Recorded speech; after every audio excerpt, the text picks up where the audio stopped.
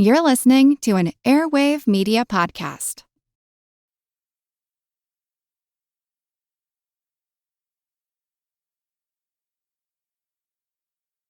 Before we begin, some housekeeping and news. First, I want to thank my newest patrons on Patreon, Evelyn and Marina, whom I'd like to welcome back. And I'd also like to thank Marina and Joe for the generous increase in their patronage. Thanks so much for your support. If you enjoy or admire my show, the way to ensure that I'll be able to keep doing it is to pledge any amount of support on Patreon. And in exchange, you'll get some bonuses like ad-free episodes, teasers, and early episode release. And hopefully, if more support enables me to teach less, I'll start putting out bonus blind spot episodes on there. As it is now, though, with my teaching schedule as hectic and grading essays as time-consuming as it has become, I have to take a hiatus again. Like last year, after a couple of Halloween-themed episodes, starting with this one, I won't be putting any new episodes in the feed for a month or two. I might drop in a bonus interview I'm setting up or a talk I'm giving at an upcoming conference, but no new fully researched and produced episode probably until Christmas, and therefore I'll be pausing the Patreon campaign until my return. I encourage new patrons to pledge, though, nonetheless. And one more piece of news. I'll be traveling to Cambridge, Massachusetts for the Sound Education Podcasting Conference at Harvard on November 2nd and 3rd, and I'll be giving a talk on Saturday the 3rd. I hope to record it and throw it up on my feed, but if any listeners are able to get tickets and get to Harvard, I'd love to meet some of you. My talk is about the value of exploring dubious stories for the purpose of encouraging critical thinking. If you check out the list of speakers and panels on their website, I'm sure you'll want to attend. Dan Carlin is delivering the keynote. I hope to see you there. This episode is brought to you by LifeLock. Between two-factor authentication, strong passwords, and a VPN, you try to be in control of how your info is protected. But many other places also have it, and they might not be as careful. That's why LifeLock monitors hundreds of millions of data points a second for threats. If your identity is stolen, they'll fix it, guaranteed, or your money back. Save up to 40% your first year. Visit lifelock.com/podcast for 40% off. Terms apply. This is Jen and Jenny from Ancient History Fangirl, and we're here to tell you about Jenny's scorching historical romantasy based on Alaric of the Visigoths, Enemy of My Dreams. Amanda Boucher, best-selling author of the Kingmaker Chronicle, says, quote, "This book has everything. High-stakes action, grit, ferocity, and blazing passion. Julia and Alaric are colliding storms against a backdrop of the brutal dangers of ancient Rome. They'll do anything to carve their piece out of this treacherous world and not just survive, but rule." Enemy of My Dreams is available wherever books are sold. On to the show.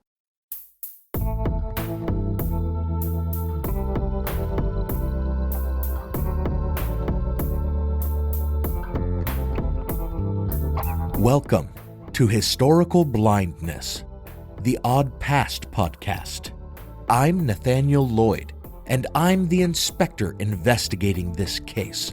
I'll examine the evidence and place some suspects before the court, on the assumption the crime wasn't perpetrated by a ghost or some other monster. In this episode, I'll be joined by Diane Student of the long-running and fascinating podcast History Goes Bump, to explore the disturbing and intriguing story of a Victorian-era boogeyman who has been portrayed variously as a mischievous spirit, a violent creature, a nefarious prankster, and an extraterrestrial being. Some commonalities with that far better-known Victorian villain, Jack the Ripper, include that he was responsible for numerous violent assaults against women, and that he was popularly given the same appellation, Jack. But this was certainly a different beast, as it were, entirely.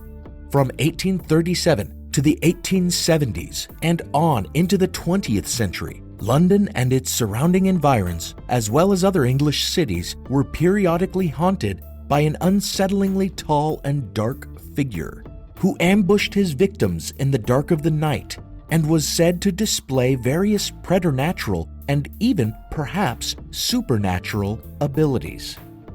Legends of this Jack were lost to history and not popularly known until the 1960s, when an editorial call for stories of extraterrestrial encounters prior to Kevin Arnold's 1947 sightings were answered by one Jay Viner in an article called The Mystery of Spring-Heeled Jack.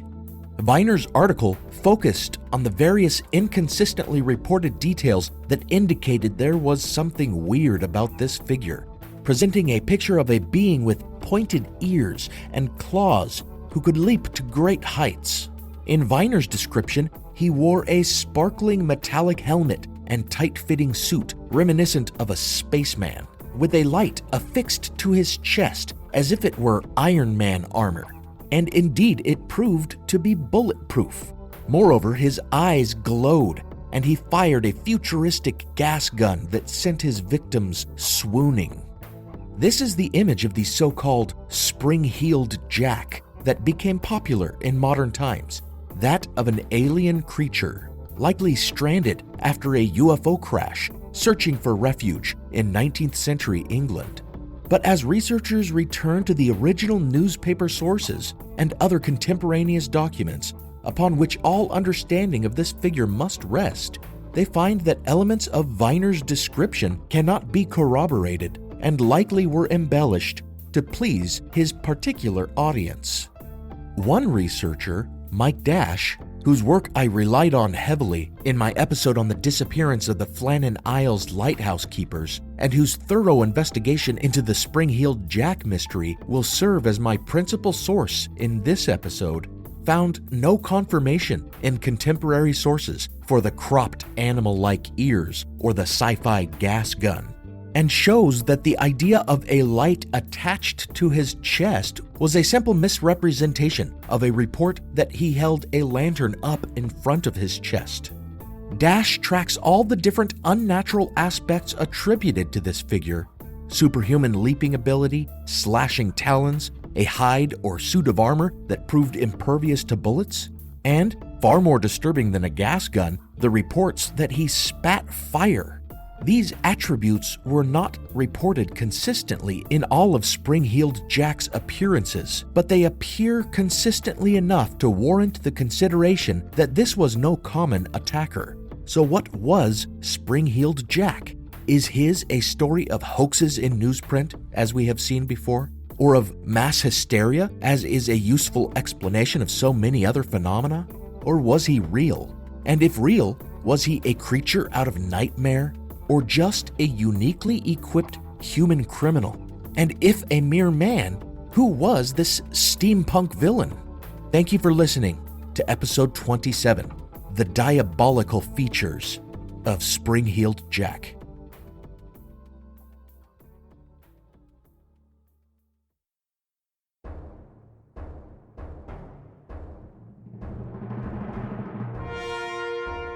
We'll begin on a dark winter's night in February 1838, east of London, in the village of Old Ford, where what would become Spring-Heeled Jack's most famous attack is about to occur outside the little cottage of the Alsop family.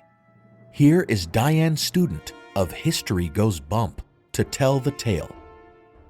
The hour approached 9 p.m. when 18-year-old Jane Alsop heard the bell at their gate ringing forcefully. She went to the door and looked out across the dooryard, seeing the figure of a man standing in the darkness at the gate. "What's the matter?" she inquired, and asked him to stop ringing the bell so violently. The figure identified himself as a policeman and said, "For God's sake, bring me a light, for we've caught Spring-Heeled Jack here in the lane." Jane rushed to fetch a lighted candle and hurried across the dooryard with it. When she handed the candle to the shadowy figure, she saw that he wore a long cloak, and instantly he threw aside the cloak, revealing the garments beneath, a tight-fitting white suit of a material that appeared to be something like oilskin. He held the candle to his chest, illuminating himself for Jane to see, a hideous face with diabolical features. He wore a helmet of some sort, his eyes shone like red fire, and he vomited blue-white flames from his mouth. Springing at her, he seized Jane by her dress and gripped the back of her neck. His fingers seemed to terminate in metal claws, and forcing her head under his arm, he proceeded to slash at her clothing. Jane shrieked and wrenched herself out of his grasp, dashing back toward the front door of her house. Just as she reached the front steps, though, Jack was on her again, ripping out her hair and slashing her arms, shoulders, and neck. Just then, her sister rushed out and pulled her from his clutches, and the alarm was raised in the house. The family rushed upstairs to shout for help from the police, and there they claimed to see the attacker fleeing across a field. Afterward, Jane's father, having heard his daughter's story, went out to his gate expecting to find the cloak that the villain had thrown off, still lying on the ground. But there was nothing there, leading him to suspect the attacker had not been alone. Hearing this tale, what stands out, aside from the terrifying aspect of the attack, is the fact that this attacker lured Jane out by saying he was a policeman and that he had caught Spring-Heeled Jack. Therefore, he must have assumed that the name was familiar to the Alsop girl. So where did this character make his first appearance? And what legend had already grown up around him by the time of the Alsop attack? First mention of the attacker appears in London newspapers in December of 1837, and strangely, his first appearances bear little resemblance to the specter as he later became known. It was said that in September the previous year, he had appeared in the village of Barnes as a white bull, although it was believed he was a ghost or devil, merely assuming that form. Over the course of a few months, when he appeared to attack people, both men and women, he was variously described as once again an animal, such as a bear, or as a ghost or devil. It is unclear whether these latter terms were used rather more figuratively than literally, yet in some of these early appearances, elements of his eventual depiction emerge. He is described in some instances as wearing mail or armor, and in others as wielding iron claws. Even his ability to leap, which we don't really see evidenced in the Alsop testimony, was well established by then, with accounts of the figure scaling the walls of Kensington Palace to dance on its lawns. His preternatural leaping ability was attributed to his having springs in his boots, leading the newspapers to dub him Spring Jack, a nickname that had evolved quickly to Spring-Heeled Jack. And Alsop was not even the first to associate a blue fire with this attacker, as one young woman of Dulwich had been accosted by a ghost in a white sheet enveloped in blue flame. With these reports multiplying in newspapers over the course of those several months, it is safe to say that by the time the shadowy figure approached the Alsop's gate that February night, the idea of a devilish attacker named Spring-Heeled Jack lurking about in darkness to pounce on innocent young women was widespread and causing a veritable panic.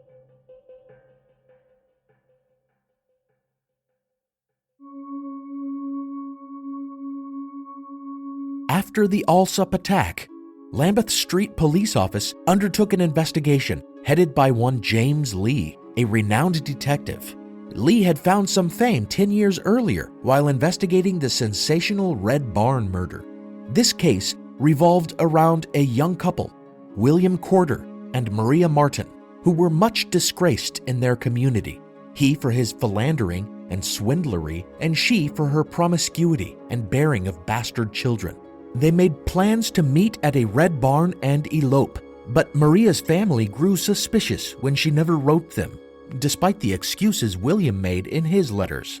Then, perhaps on the basis of a dream his wife had, Maria's father searched the Red Barn and found his daughter's corpse. Detective James Lee had done the police work of tracking down Corder in London, confronting him with the charges, and searching his new residence, where he discovered some pistols that may have been the murder weapons, and turned up some letters Corder had written claiming Maria was living with him and happy, evidence that helped to condemn William Corder to the gallows. 10 years later, and Lee found himself working another sensational case.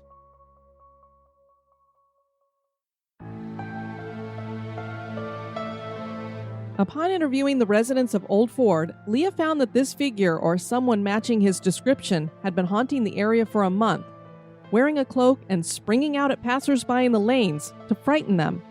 And some reports do indeed remark upon his agility in fleeing from those who had pursued him.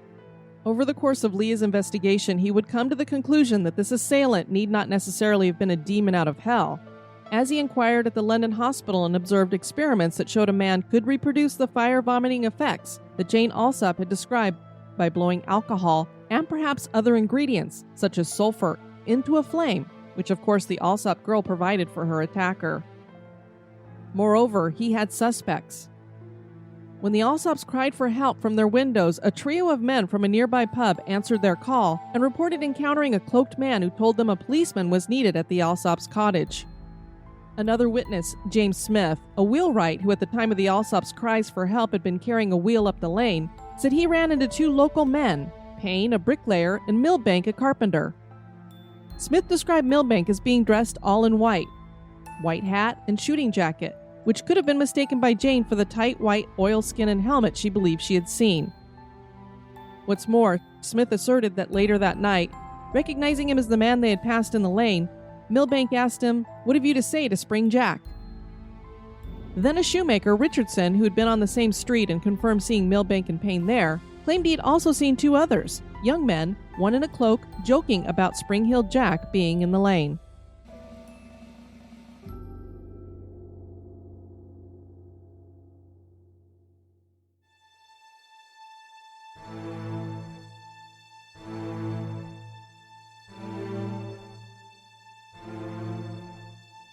So we have contradictory testimony from three sources, and indeed, because of this uncertainty, no one was ever charged with the crime. But all of these witnesses would seem to agree that the Spring-Heeled Jack in Old Ford that night was nothing more than a man or boy who thought the violent assault on Jane Alsop little more than a jest. This agrees well with Detective Lee's assessment that this was a local criminal, for he had been reported in the area, and apparently, as Lee pointed out, the perpetrator knew the family, as he seems to have called out to Mr. Alsop at some point, perhaps while at the gate. If this Spring-Heeled Jack were a resident of Old Ford, could he possibly be the same assailant troubling so many villages in the previous months, ranging all over Isleworth, St. John's Wood, Brixton, Stockwell, Vauxhall, Camberwell, and elsewhere? And was he the same Spring-Heeled Jack who, only 5 days after appearing at Jane Alsop's gate, knocked on a door in Whitechapel and dropped his cloak to scare the wits out of a servant boy? And 3 days after that, could it have been the same man who waylaid the Scales sisters in an alley in Limehouse, once again wearing a cloak and some kind of headgear, described as a bonnet here rather than a helmet, throwing off his outer garment, lifting a lantern before him and spitting blue fire from his mouth into Lucy Scales' face?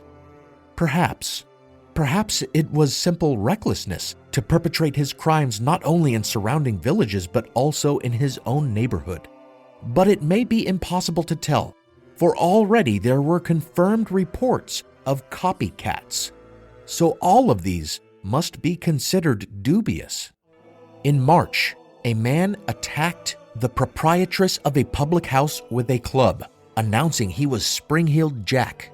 A cloaked man assaulted a woman in Lincoln's Inn Fields, slapping her face. And two cloaked men who had blackened their faces frightened a child. A young man in Kentish Town was let off with a warning after running around with a mask and blue paper in his mouth to approximate the fire of other reports. And another man was fined for going about in a mask and sheet. Meanwhile, a blacksmith in Islington saw in this panic a perfect opportunity for sexual assault and was charged with crimes against several women. And though most of these have little or nothing in common with the previous attacks, newspapers did not hesitate to print headlines announcing that Spring-Heeled Jack was out and about in their neck of the woods. So the name became a catch-all for any person going about in costume to scare pedestrians or grope young women.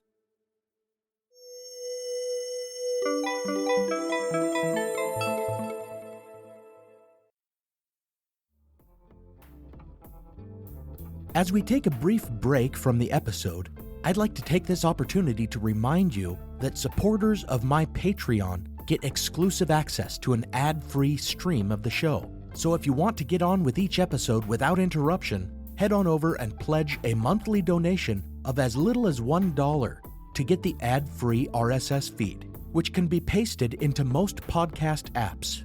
all patrons also get teasers in their feeds during off weeks, and patrons at higher levels get early access to all episodes, among other perks. I'd love to be able to offer the show with no ads, but in order to build a future for the show, that means freeing up my time to concentrate more on the podcast, which means seeking patronage and advertising. I appreciate all of you listening and supporting the show by rating, reviewing, spreading the word, and pledging your support.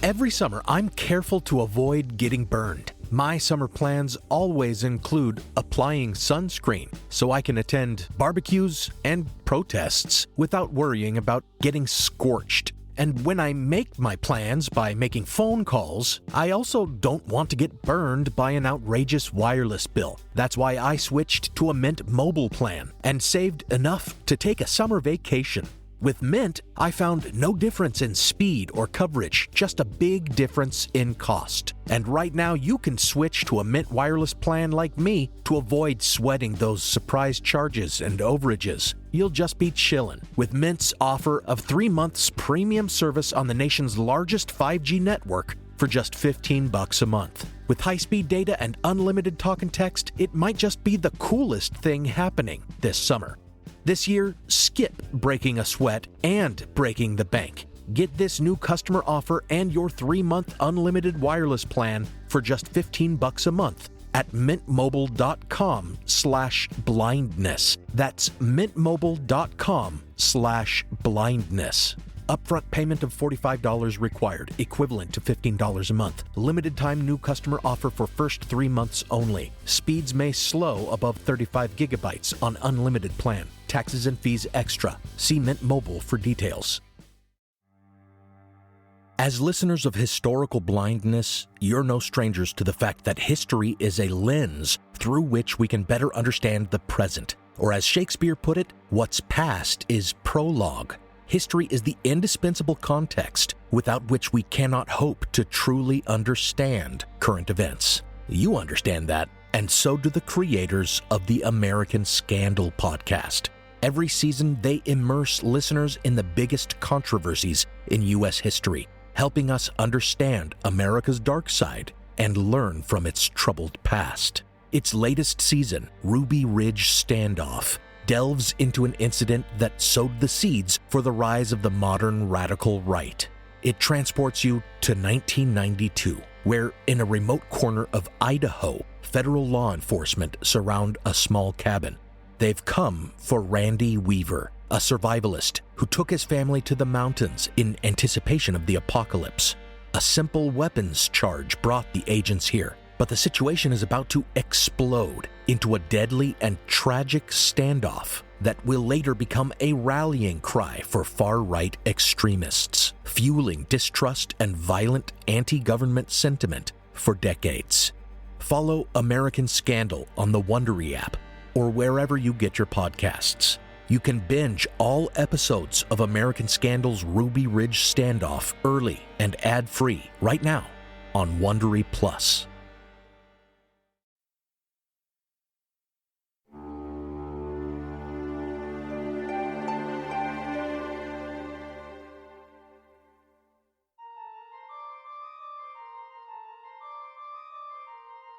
After 1838, the specter of Spring-Heeled Jack disappeared for more than 30 years. Therefore, it is surpassingly unexpected that the figure would reappear over the course of multiple flaps in the 1870s and beyond. In early October 1872, the so-called Peckham Ghost made his first appearance in that village. The term likely used in a metaphorical sense of a phantom figure, but perhaps also in reference to the ghostly appearance of this white-clad figure. This quote-unquote ghost made a habit of jumping out at women in roadways and rising up menacingly from behind fences to startle unsuspecting passersby. This figure's costume was decidedly less sophisticated, a dark cloak lined in white so that he need only throw his cloak open for the desired effect.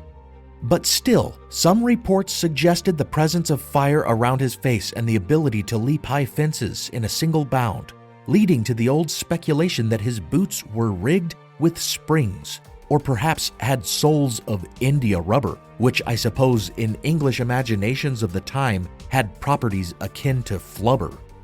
A man was accused and held on charges of being the Peckham ghost, but appearances continued while he was in custody. So again, no one suspect proved a believable culprit for all the incidences. Then, at the end of that year, another ghost scare has been subsequently linked with the legend of Spring-Heeled Jack, this time in Sheffield, the farthest flap from London at the time, at some 227 kilometers to the northwest. This appears to have been a tall man in a classic ghost costume, a simple white sheet. But the fact that he is described as being swifter and more agile than a normal man and was reported to have jumped over walls and gates has led to his being linked with Old Jack. It seems to be, however, that he, and perhaps many others tenuously identified as Spring-Heeled Jack, may have only been an early practitioner of free running, the sport now called parkour.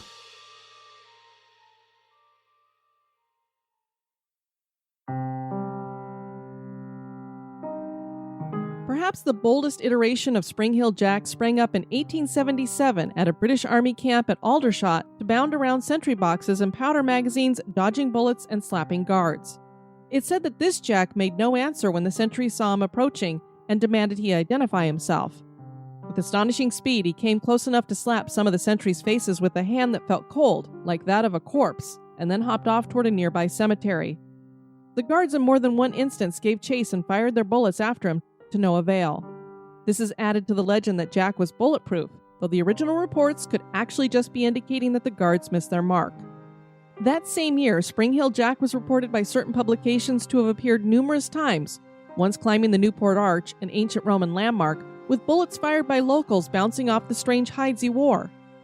But 77 was not his last hurrah, for 11 years later, during the Ripper murders, he showed up in Everton, in Liverpool, some 288 kilometers from London, crouching in church steeples. Then into the 20th century he ventured, showing up again in Everton in 1904, leaping over rooftops in front of hundreds of witnesses. This last appearance, however, came with something of an explanation. It seemed that this scare actually originated with a supposed haunted house known to have poltergeist activity. The place was so famous in those parts that crowds of Liverpudlians used to gather outside in fearful expectation of seeing the ghost within. Add to this the presence of a local man who suffered from some mental imbalance who used to run around rooftops shouting about his wife being a devil, knocking bricks and mortar down on baffled onlookers, and you had a perfect recipe for a leaping ghost scare. With such an explanation in this flap, one wonders whether all the previous flaps might be similarly explained.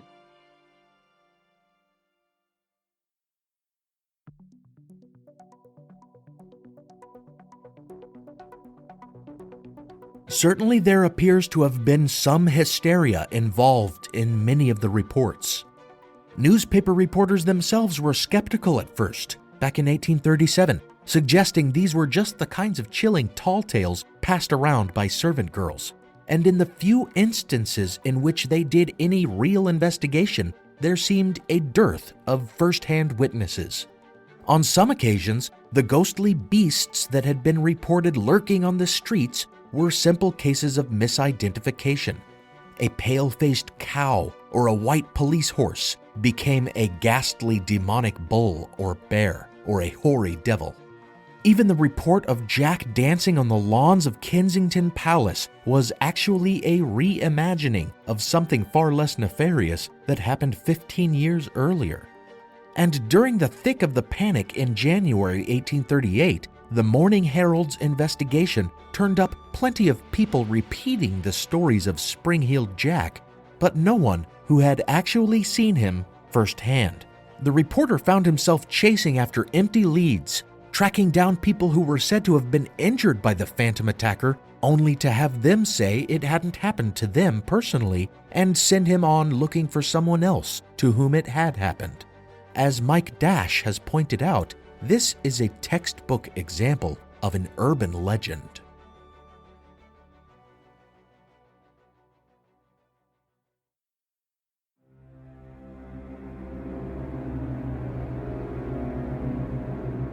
However, there do appear to be verifiable reports of some attacks, such as in the Alsop case, where we also have some very human aspects, and years later at Aldershot, where again it seems a human man may have perpetrated the attacks on sentries as a prank. It was reported that an unknown individual had earlier been stopped entering the camp carrying a carpet bag that could have contained a costume, but that he was allowed to enter when he claimed to be a soldier. And there is some indication that the Aldershot Jack may have indeed been a soldier, for after being shot at, he ceased his nocturnal games until such time as the soldiers had been ordered not to waste any more ammunition firing at him, at which time he resumed his escapades. Only a soldier stationed there would have been aware that there was no further risk of being gunned down. And while, of course, the Alsop attack was a serious act of violence, as were all the sexual attacks associated with Spring Hill Jack, there's plenty of precedent for the notion that many attacks may have just been undertaken as pranks, as in Aldershot. All the way back in 1803, a ghost was said to be haunting the lanes of Hammersmith. His clothing, if nothing else, was described in terms quite similar to Jack's, as white like a sheet, and sometimes similar to an animal's hide. Eventually, a man encountered him, shot him, and was tried for his murder when beneath his costume he turned out to be a respected member of the community, just out scaring people for a laugh. And the idea that Spring Hill Jack may just be a prankster, or several pranksters, was considered even in early 1838, as several newspapers reported on rumors that a group of bored noblemen were behind the attacks, performing them as part of a wager. One particular young nobleman, the Marquis of Waterford, Henry Beresford, known to drink heavily and enjoy a practical joke, was among those suspected of being involved in the wager, but there's no concrete evidence to support this speculation.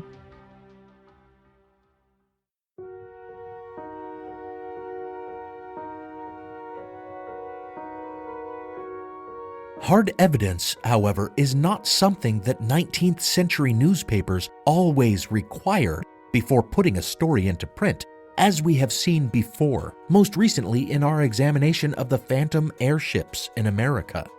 London newspapers helped spread this panic by printing second-hand accounts of the attacks, by calling him a ghost and a devil, and by dubbing him with the catchy name Spring-Heeled Jack. And some less scrupulous newspapers, such as the Illustrated Police News, which reported a number of sensational encounters with Spring-Heeled Jack in 1877 that no other sources corroborate, may have been fabricating incidents out of whole cloth. And the secondary literature also is rife with embellishment and falsification. Mike Dash has done the hard work of fact-checking other writers who had researched the topic before him, and one of them, Peter Haining, seems to have manufactured stories for the specific purpose of confirming the theory that the Marquis of Waterford was behind the crimes.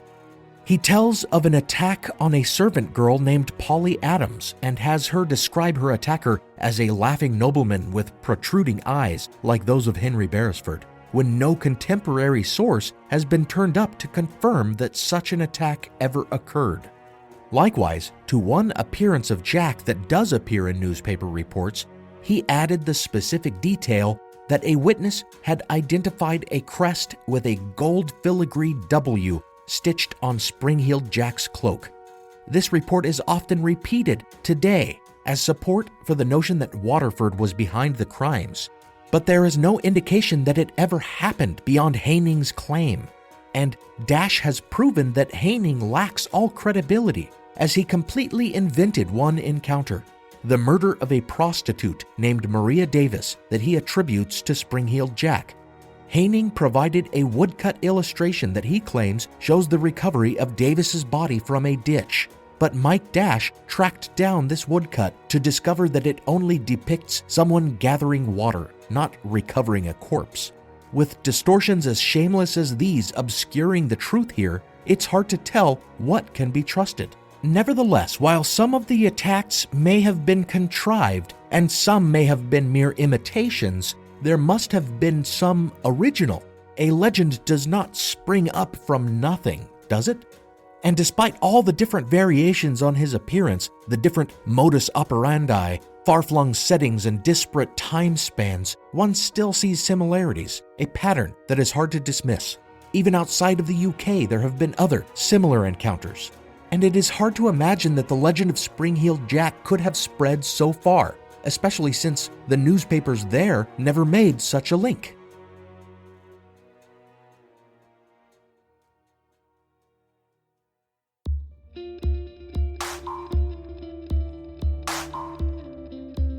In Georgia, in 1841, a man dressed as the devil attacked and robbed a woman, and when confronted, he swelled and emitted smoke, pronouncing himself the Prince of Darkness before being shot to death. In Cape Cod, more than 30 years after his final appearance in England, a phantom called the Black Flash skulked around Provincetown with flaming eyes, spitting fire into his victims' faces, laughing when shot at, and springing easily over 8-foot fences. In those same years, during World War II, a quote-unquote spring man was known to hop down the darkened streets of Prague after the German-imposed curfew. Then the 50s saw a similar figure appear in Baltimore, clad in a black cloak and leaping onto rooftops. In fact, to a modern audience, he might sound like a proto-Batman. And indeed, despite the terror he struck in many, he also appeared as a heroic figure in Victorian penny dreadfuls, terrifying villains with his preternatural leaps, and acting the part of the outlaw hero, an anti-hero like Robin Hood. So one could certainly see Batman, the vigilante with acrobatic skills and a frightening persona, as being a part of the same tradition as Spring-Heeled Jack. Is this then some universal, an archetype, a folkloric tradition like others we see appearing independently in different cultures? Or is it just testament to the eternal appeal of dressing up and leaping out to scare people? At this time of year, I lean toward the latter. Happy Halloween.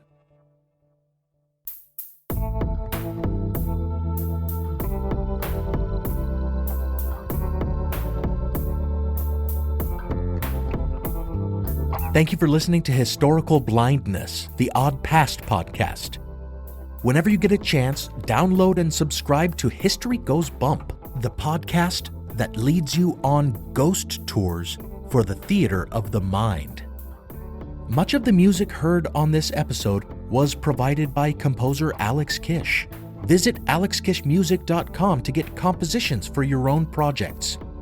As always, thanks go out to my legendary partner patrons on Patreon: Michael, Marina, Robert, Diane, Joe, Austin, David, and Chris. There's no one else I'd rather have watching me leap these rooftops. Find me on Patreon to support the show and get some perks such as access to ad-free episodes, teasers, and early episode release.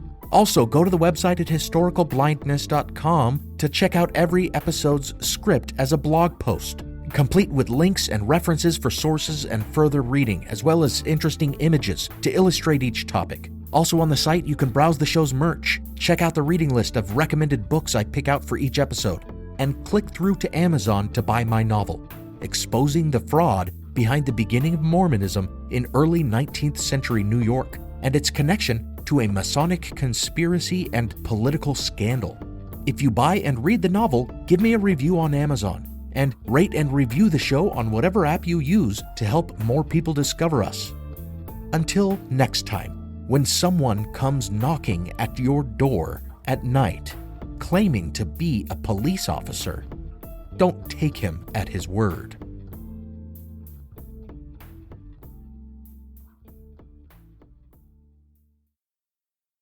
What does Sputnik have to do with student loans? How did a set of trembling hands end the Soviet Union? How did inflation kill moon bases? And how did a former president decide to run for a second non-consecutive term?